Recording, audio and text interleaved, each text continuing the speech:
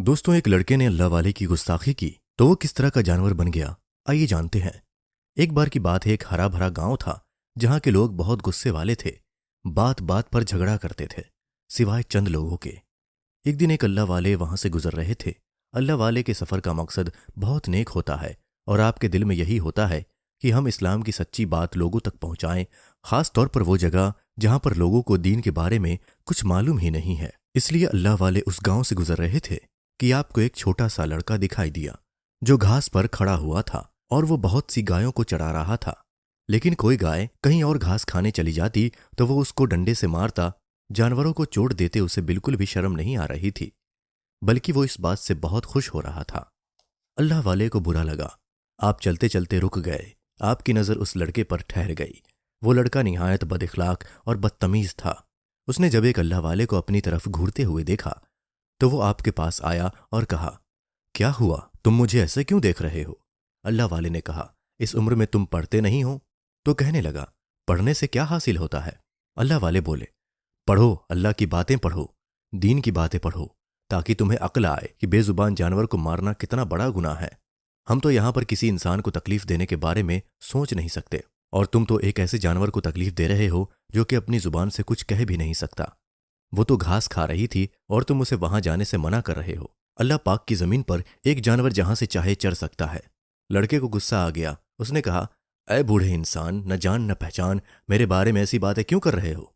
अल्लाह वाले बोले, क्योंकि तुम्हें जरूरत है इस बात की कि तुमको सबक सिखाया जाए, तुमको अदब सिखाया जाए। ये कहकर आप वहां से जाने लगे, लेकिन उस लड़के ने चीखना शुरू कर दिया तो आप रुक गए। उसने कहा, मैं अपने घर वालों को बुलाता हूं। तुम मुझे ऐसी बातें कह रहे हो जैसे मैंने तुमसे बात की है, तुमसे बदकलामी की है, जबकि अभी तक मैंने तुमसे एक लफ्ज भी नहीं बोला है और तुम मुझे ये बोलकर जा सकते हो?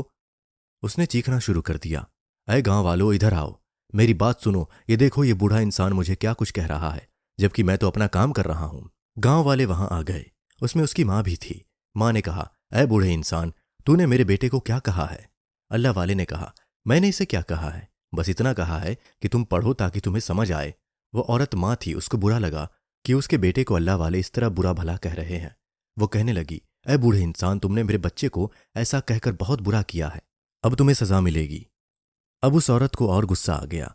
उसने कहा, गांव वालों, सुन रहे हो, ये बूढ़ा इंसान मेरे बच्चे के बारे में ऐसी उल्टी सीधी बातें कर रहा है। क्या तुम लोगों को नहीं लगता है कि इसको हमें इस बात की सजा देनी चाहिए? गांव वाले भी जाहिल थे। उन्होंने कहा, तुम ठीक कहती हो।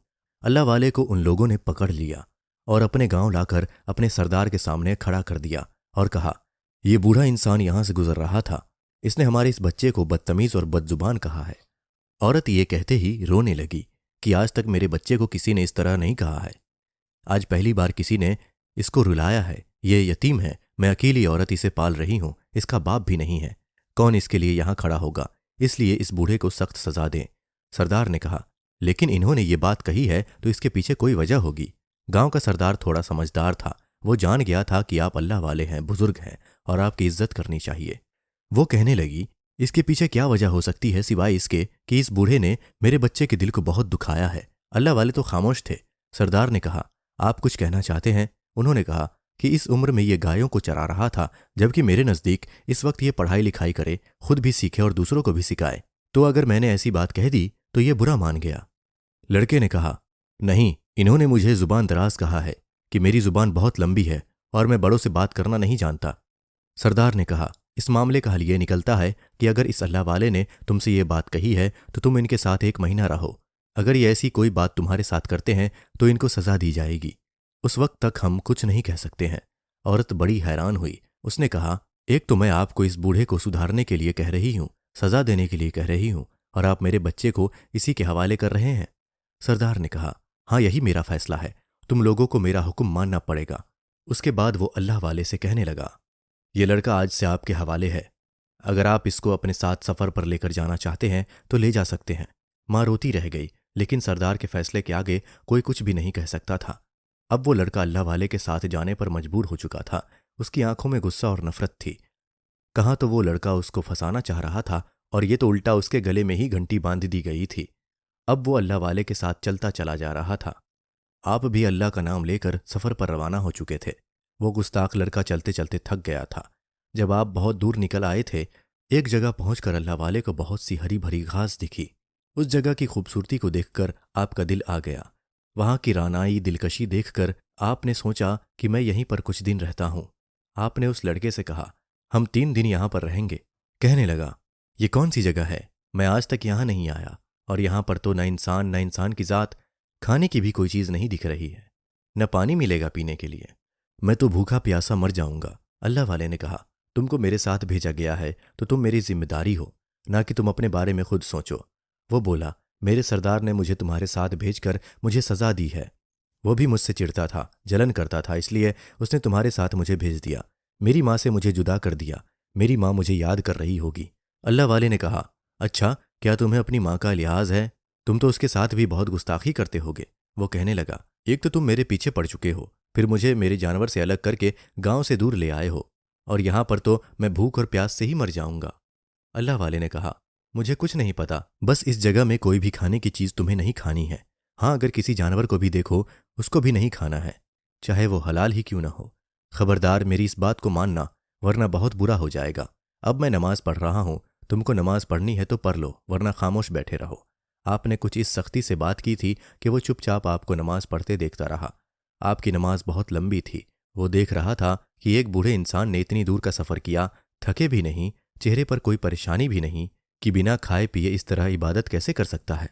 आपकी हिम्मत देखकर वो चुपचाप वहीं बैठ गया। आप तो अपनी नमाज पढ़ते ही जा रहे थे। उसके बाद उसने अपनी आंखें बंद की और सोचने लगा, क्या करूं क्या नहीं। यहां पर अल्लाह वाले भी आंखें बंद किए तस्वीर पढ़ने लगे थे। सुबह से शाम हो चुकी थी। भूख से उसका बुरा हाल था। उसने अल्लाह वाले की तरफ देखकर कहा कि पता नहीं ये आदमी कब तक नमाज पढ़ेगा, और न जाने कौन सी नमाज पढ़ रहा है। मुझे मेरी माँ से जुदा करके इसको क्या मिला? काश मेरे पास खाना आ जाता तो मैं खाना खा लेता। अभी वो ये बात कह ही रहा था कि दूर उसको एक हिरन नजर आया, जिसकी खूबसूरती देखकर उसकी आंखें फटी की फटी रह गई, जो हरी भरी घास चर रहा था। उसकी नीयत खराब हो गई। उसने सोचा कि मैं इस हिरन को ज़िबा करके इसे पकाकर खा लेता हूँ। ये बूढ़ा इंसान तो मुझे नहीं खिलाएगा, और इसके साथ तो मैं मर ही जाऊंगा। हो सकता है मुझे मारकर यहीं दफना ही दे। वो उठा और आहिस्ता आहिस्ता उस हिरन के पास आया। हिरन ने एक इंसान के आने की आहट सुनी तो वह वहां से भागने लगा और दूर जाकर खड़ा हो गया। उसे लगा था कि वो लड़का वहां तक नहीं पहुंचेगा, लेकिन ये उस हिरन की भूल थी। वो लड़का उसके पास आया। उसको शिकार करना आता था, क्योंकि उसके बाप ने उसे शिकार करना सिखाया था। ये बात लोग नहीं जानते थे कि वो एक शातिर और माहिर शिकारी है। उसने निशाना लगाया जो ठीक उस हिरन की गर्दन पर लगा। वो वहीं पर ढेर हो गया। उसने जल्दी से उसको उठाया और आग जलाकर उसको भूनना शुरू कर दिया। अल्लाह वाले जो याद इलाही में इतना मगन थे, अब तक उन्हें शोर की आवाज़ भी नहीं आई थी, न ही किसी के भागने की आवाज़ आई थी। लेकिन जब आपकी तस्बीह खत्म हुई, आपने आंखें खोली, खाने की खुशबू आप तक पहुंची तो आपको जलाल आ गया। आपने उस लड़के से कहा, मैंने तुम्हें मना किया था ना कि यहाँ शिकार नहीं करना और किसी जानवर को नहीं मारना, और तुमने मेरी बात नहीं मानी। तुम अव्वल दर्जे के बदतमीज़, जल्दबाज और गुस्ताख लड़के हो। तुम जानवरों को तकलीफ देते हो। उस लड़के को गुस्सा आ गया। उसने कहा, तो मैं क्या करूं? भूख लगी थी, तुम तो नमाज पढ़ने में लगे हुए थे। मेरा पेट आवाज़ कर रहा था। मेरी माँ मुझे कभी भूखा नहीं रखती है, इसलिए मैंने इस हिरन को मारा और इसे पकाना शुरू कर दिया। अगर ऐसा कर लिया तो क्या हुआ? आओ तुम भी मेरे साथ खा लो। अल्लाह वाले ने कहा, मैंने तुम्हें कहा था ना कि यह गोश्त नहीं खाना, वरना तुम्हारे साथ बहुत बुरा हो जाएगा। वो लड़का जोर जोर से हंसने लगा। उसने कहा, क्या बुरा हो जाएगा? एक हिरन का गोश्त खाने से क्या हो सकता है? उसके बाद उसने अल्लाह वाले की बात नहीं मानी और गोश्त खाना शुरू कर दिया। अब जो ही वो उस गोश्त को खा रहा था, उसका जिस्म बदलने लगा, यहाँ तक कि वो एक जानवर बनने लगा। यानी वो बदतमीज़ गुस्ताख लड़का एक अजीब जानवर बन गया। उसके सिर पर सींग भी निकल आए थे। अल्लाह वाले दुख से देखने लगे और कहा, मैंने तुम्हें बोला था ना, ऐ लड़के, तुम्हें ये गोश्त नहीं खाना है। तेरी माँ को मैं क्या जवाब दूंगा? वो तो वैसे ही मुझसे नाराज़ है, मुझ पर गुस्सा हो रही थी। बहरहाल आपको गांव तो वापस जाना ही था, क्योंकि जिस काम से आप वहां आए थे वो काम तो हाथ से निकल गया था। यानी उस लड़के को सुधारने का काम, उसको सिखाने का काम, वो जानवर बन गया था। अल्लाह वाले अपने साथ लेकर उसे गांव की तरफ चल पड़े। एक लंबा सफ़र आपने तय किया। आप फिर से उस गांव पहुंचे। उस लड़के की माँ ने अल्लाह वाले को देखा और कहा, अरे मेरा बेटा कहाँ गया? मैं तो उसको देखने के लिए तरस रही हूँ।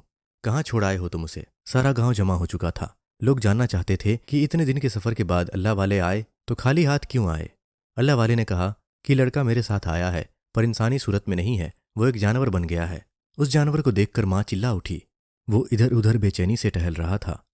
माँ ने कहा, है बूढ़े इंसान, तूने मुझे बड़ा दर्द दिया है, पहले ही तूने मेरे बेटे को मुझसे दूर किया और अब उसे जानवर बना दिया।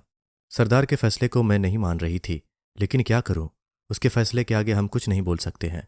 और ऊपर से तूने मेरे बेटे को एक जानवर के रूप में लाकर मेरे सामने खड़ा कर दिया है। ये कहकर वो अपने बेटे से लिपट गई। वो भी आंसू बहा रहा था, नादिम था, शर्मिंदा था, लेकिन अपनी माँ से कुछ नहीं कह सकता था। वो बेजुबान जानवर बन गया था। उसे आज बेजुबान की हकीकत मालूम हो गई थी। माँ उससे लिपट कर दहाड़े मार रही थी और कहा, मेरे बच्चे तो इंसान से जानवर कैसे बन गया? इस बूढ़े ने तुझ पर बड़ा जुल्म किया है, मैं इसे ऐसे नहीं छोड़ूंगी। वो अल्लाह वाले का गला दबाने के लिए आगे बढ़ी, लेकिन जमीन ने उसके कदम पकड़ लिए तो वो चीखने लगी। उसने कहा, यह बहुत बड़ा जादूगर है। मैं समझ गई ये मंत्र पढ़ रहा है ताकि हम गांव वाले तबाह हो जाएं, हम सब जानवर बन जाएं। ऐ गांव वालों, तुम लोगों को समझ नहीं आ रहा, यह हमें बर्बाद करने आया है। अल्लाह वाले ने कुछ भी नहीं किया, बल्कि ये अल्लाह की तरफ से हुआ था। जमीन ने पैर उसके पकड़े थे, क्योंकि वो अल्लाह के वली थे, और अल्लाह के वली की शान में गुस्ताखी तो अल्लाह पाक को पसंद नहीं। और अल्लाह के हुक्म से जमीन ने उस औरत के पैर जकड़ लिए थे और उसे लग रहा था कि आप कोई जादू टोना कर रहे हैं और आप उन गांव वालों को जादू के जोर पर डराने आए हैं। बस्ती में से कुछ लोग तो आपकी इज्जत कर ही रहे थे, लेकिन वो औरत और उसके साथ मिले हुए लोग आपकी बिल्कुल भी परवाह नहीं कर रहे थे, बल्कि बदतमीजी कर रहे थे। आप इतने बड़े बुजुर्ग हैं ये भी नहीं जान पा रहे थे। आपने कहा, तुम लोग बात समझते नहीं हो, न कभी समझोगे, गुस्से में अंधे हो जाते हो तुम लोग। इस लड़के को मैंने पहली नज़र में देखा था तो कहा था, दीन की तालीम हासिल करो, पढ़ो लिखो। जब इंसान पढ़ता लिखता है तो बाशऊर बनता है, उसको अकल समझ आती है। और फिर तुम लोगों को तरबियत भी ऐसी नहीं दी गई है। औरत कहने लगी, तुम जो बातें कर रहे हो ये बेमकसद है, फालतू की है। तुमने मेरे बेटे को एक जानवर बना दिया है, मैं तुम्हें माफ़ नहीं करूंगी। और गांव के सरदार से कहा, इसको कड़ी से कड़ी सजा दो, बल्कि इसको सबके सामने फांसी दो, और इससे कहो कि पहले हमारे बेटे को वापस इंसान बनाए। सरदार भी अजीब उलझन का शिकार था। उसने कहा, ए अल्लाह वाले, मैं जानता हूं कि आप बहुत अच्छे इंसान हैं, इसीलिए पहली ही नज़र में मैंने आपको पहचान लिया था। मैं आपकी बहुत इज्जत करता हूं, लेकिन यह क्या मामला है? मैंने आप पर भरोसा किया और इस लड़के को आपके साथ भेजा कि 1 महीने में यह सुधर जाएगा, क्योंकि यह सच है कि यह लड़का बहुत लंबी जुबान वाला था, किसी की इज्जत नहीं करता था। मैं भी इससे बहुत तंग था कि आए दिन इसकी शिकायतें आती हैं, और इसकी माँ ने इसको बिगाड़ने में कोई कसर नहीं छोड़ी थी। मैं इसको समझाता था कि तुम्हारा बेटा बहुत नालायक है, इसको बड़ों से बात करने का कोई भी सलीका नहीं आता, लेकिन ये सुनती नहीं थी, ऊपर से अपने बेटे की तरफदारी करती थी। एक दिन तो इस लड़के ने हद कर दी। इसने एक ज़ईफ बूढ़े शख्स को पत्थर मार दिया था, जिसके सिर से खून बहने लगा था। वो तो अल्लाह का शुक्र हुआ कि वो बच गया। तो फिर मैंने इसे गाय चराने का हुक्म दिया। ये इसकी सज़ा थी, ताकि ये फारिग न बैठे और कोई न कोई काम करे, कम से कम निकम्मा तो न रहेगा। पर इसने तो गाय को भी नहीं छोड़ा। पहले भी जानवर था इंसान होकर, और अब तो जानवर ही बन गया। अल्लाह वाले ने कहा, मैं आपको कैसे समझाऊं कि मैंने इसके साथ कुछ भी नहीं किया है। हाँ, मैं सफ़र करके जिस इलाके में पहुंचा था वो बहुत खूबसूरत जगह थी। इस जगह की खूबसूरती देखकर मैंने सोचा कि वहां पर मैं कुछ दिन के लिए रह जाता हूँ, ये लड़का भी कुछ सीख जाएगा। लेकिन उस इलाके में न खाना था न पानी था, और यह इसकी तरबियत का खास हिस्सा था, पर इसे भूख बर्दाश्त नहीं हो रही थी। मैं इसके लिए दुआ करके खाना मंगवा भी लेता, और उस वक्त मैं नमाज पढ़ रहा था। लेकिन जिस जानवर को खाने को मैंने इससे मना किया था, इसने उसी को शिकार किया, फिर उसको भून कर ये खा गया। इसके पास शिकार का सारा सामान मौजूद था, और ये बात इसकी माँ को पता थी, इसी वजह से ये जानवर बन गया। हम वही तो पूछना चाह रहे हैं कि ऐसा क्यों हुआ? क्या वो कोई जादुई दुनिया थी कि इस जानवर को खाकर ये जानवर बन गया? अल्लाह वाले इससे पहले कुछ कहते, वहां धुआं उठा और बेहद खराब सी शक्ल का आदमी वहां पर आ गया। गुस्से से लाल पीला हो रहा था। उसने कहा, ये जानवर मुझे दो, इसने मेरे हिरन को मारा है, उसे खाया है, तो इसे भी बख्शा नहीं जाएगा। उस बेटे की माँ चिल्लाई, तुम कौन हो? वो बोला, तू कौन है? औरत ने कहा, मैं इसकी माँ हूं जो इस वक्त जानवर बना हुआ है, और वो मैं हूं जिसके बेटे को इसने कत्ल किया। फिर अल्लाह वाले से कहा, तुम जिस इलाके में आए थे वो पूरा इलाका हमारा है, वहां पर हमारे लोग रहते हैं, इसलिए तुम्हें कोई इंसानी आबादी नजर नहीं आ रही होगी। एक तो तुम वहां पर आकर बैठ गए, फिर इस लड़के ने मेरे बेटे को मारकर उसे खा लिया। मेरा बेटा उस वक्त उस हिरन के रूप में घास पर खेलने आया था। इस बदबख्त ने मेरे बेटे को मुझसे अलग कर दिया। अब इसको भी मैं अपने घर ले जाऊंगा, और वहां पर अपने कबीले वालों के सामने इसकी बलि चढ़ाई जाएगी, ताकि इसको मारकर मेरे बेटे की रूह को सुकून मिले। अल्लाह वाले ने कहा, इसने बहुत ही बड़ी गलती की है। मैं इसे मना कर रहा था, लेकिन इसे मारकर इसकी बलि चढ़ाकर तुम्हारे बेटे को कौन सा सुकून मिलने वाला है? अगर ऐसा होता तो हर कोई एक दूसरे से बदला ही लेकर सुकून पा रहा होता। माफ़ करने वाला गलती करने वाले से बड़ा होता है। उसने कहा कि मैं इसे माफ़ नहीं कर सकता। इसने मेरे जिगर के टुकड़े को मुझसे दूर किया है, मुझे पता है कि औलाद के जाने का दुख क्या होता है, लेकिन तुम अल्लाह की खुशी के लिए इसे माफ़ करो तो अल्लाह भी तुम्हें माफ़ करेगा। उसने कहा, कौन अल्लाह? तो अल्लाह वाले ने कहा, वो अल्लाह जिसकी मैं इबादत करता हूँ, जो एक है, जिसका कोई शरीक नहीं। वो हमसे कितनी मोहब्बत करता है, हम सोच भी नहीं सकते। तो उसने कहा, जो एक बार जाता है वो वापस नहीं आता, तो फिर तुम्हारा रब कैसी ताकत रखता है जिसकी तुम इतनी इबादत कर रहे हो? अल्लाह वाले ने कहा, किसी से मोहब्बत इसलिए नहीं की जाती कि बदले में आपको कुछ मिले। ये इंसान के साथ होता है। लोग किसी न किसी गर्ज से दूसरे से मोहब्बत करते हैं, लेकिन अल्लाह तो इतना मेहरबान है कि वो हमें बहुत नवाजता है। तुम भी तो इंसान से जानवर बन सकते हो। अल्लाह ने तुम्हें ताकत दी है, लेकिन तुम मुझसे कह रहे हो, क्या मेरा रब तुम्हारे बेटे को वापस लौटा सकता है? मेरा रब चाहे तो मुर्दे को जिंदा भी कर सकता है। जब वो मारने की कुदरत रखता है तो वो जिंदा करने की भी कुदरत रखता है। उस जैसा कोई नहीं, वो एक है और उसका कोई शरीक नहीं। ये सुनकर वो खराब शक्ल वाला दहाड़ कर कहने लगा, मुझे तुम्हारे रब की तारीफ नहीं सुननी है। मेरे दिल को बहुत दुख हुआ है। इस लड़के ने मेरे बेटे को मुझसे छीना है। अब तो मैं इसे यहां से ले जाकर रहूंगा। अल्लाह वाले ने कहा, खबरदार, इस लड़के को तुम लेकर नहीं जाओगे। अल्लाह वाले ने दुआ की तो उस जानवर के गिर्द हिसार खिंच गया। अब उस लड़के को वो उठा नहीं सकता था। दरअसल वो वहां का एक बहुत बड़ा जादूगर था, जिसने अपने बहुत सारे बच्चे पैदा किए थे, और वो अपने जादू के तौर पर जानवर भी बन जाते थे। इसलिए उस दिन उसका वो बेटा जानवर बनकर वहां आया था। अल्लाह वाले ने कहा, मैं तुम्हें दिखाता हूं, अल्लाह की ताकत सबसे बड़ी है और वो क्या कर सकता है, अब देखो। फिर आपने दुआ की, ऐ मेरे रब, रब्बे कायनात, तू रब्बुल आलमीन है, तू रब्बे मोहम्मद है। ऐ अल्लाह, सारी तारीफें तेरे लिए है। तू आसमान और ज़मीन का कायम रखने वाला है और सारी तारीफ तेरे लिए है।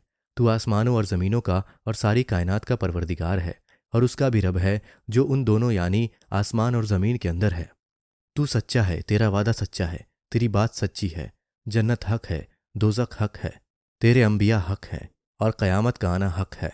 ऐ अल्लाह, मैं तेरे हुजूर गर्दन झुकाता हूँ और तुझ पर ईमान लाता हूँ और तुझ पर भरोसा करता हूँ, तेरी तरफ दिल से रुजू करता हूँ।